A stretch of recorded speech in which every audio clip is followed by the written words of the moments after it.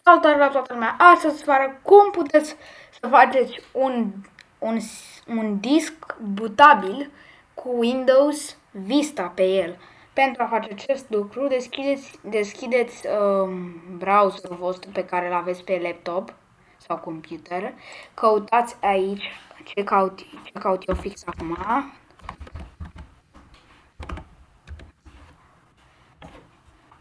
Acum putem vedea de mergem pe site-ul la Microsoft. Aici ne alegem ce limbă vrem noi pentru a avea acest ISO. Apoi, după ce terminăm acest lucru, mergem aici. Bine, dacă tu ai scos deja fișierul și îl ai pe desktop acum, o să deschizi iar ăsta.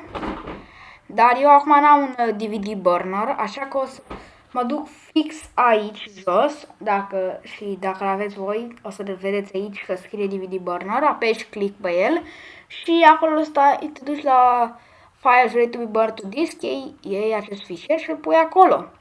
Și după ce faci chestia asta, o să îi dai burn și după aia ați terminat tutorialul meu. La revedere! Dacă ați găsit acest videoclip de ajutor, vă rog să dați un like și subscribe pentru că ajută canalul foarte mult.